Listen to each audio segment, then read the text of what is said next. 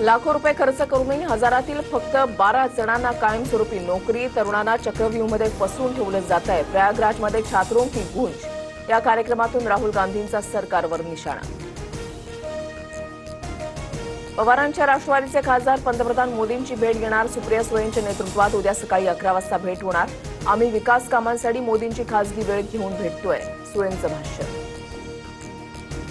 शिवसेना पक्ष आणि चिन्हाबाबत सुनावणी सुरू असताना मोदी गद्दारांना का भेटले, ही बाब कोर्टाच्या निदर्शनास आणणार. मोदी शिंदेंच्या भेटीवरून उद्धव ठाकरे आक्रमक. उद्धव ठाकरे महागद्दार. तुम्ही झेंडा किंवा अजेंडा बदलला, त्यावरून दुसऱ्यांची तुलना करू नका. राज्याच्या कामासाठी पंतप्रधानांना भेटण्यात चुकीचं काय, शिंदे सेनेच्या खासदार ज्योती वाघमारेंचं प्रत्युत्तर. भिवू नका, मी तुमच्या पाठीशी, असं मोदी गद्दारांना म्हणाले. मोदींचा धमकीवजा संदेश सुप्रीम कोर्टाला, शहांना की फडणवीसांना, उद्धव ठाकरेंचा खोचक सवाल. प्रफुल्ल पटेल सुनील तटकरेंना राष्ट्रवादी ताब्यात घ्यायची असल्याचं दिसतंय, त्यामुळे सुनेत्रा पवारांना त्रास देणं सुरू. रुपाली ठोंबरेंचा खळबळजनक आरोप. राष्ट्रवादीचे प्रदेशाध्यक्ष बदलले पाहिजेत. अजितदादाही तटकरेंना पदावरून हटवणार होते, रुपाली ठोंबरेंचा दावा.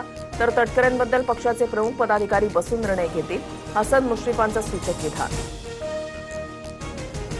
रॅलीवर हल्ला करून माझ्या अटकेचा डाव. मुख्यमंत्री फडणवीसांनी सर्व डाव खेळले, आता माझी वेळ. मनोज जरांगे आक्रमक. तर जरांगेंच्या सुरक्षेची हमी सरकारची, भेटून गैरसमज दूर करू. भाजप नेते प्रसाद लाड यांचं आश्वासन.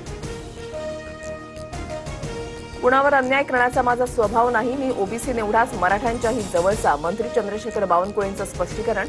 मराठ्यांच्या नोंदी रद्द करण्याचा बावनकुळेंनी पत्र दिल्याचा जरांगेंनी केला होता आरोप. भूकंपाच्या धक्क्यांनी नाशिक हादरलं. शहर आणि जिल्ह्यासह अनेक भागात भूकंपाचे धक्के. 4.3 रिश्टर स्केल इतकी भूकंपाची तीव्रता. गेल्या आठवड्याभरापासून नाशिकच्या ग्रामीण भागांमध्ये भूकंपाचे धक्के.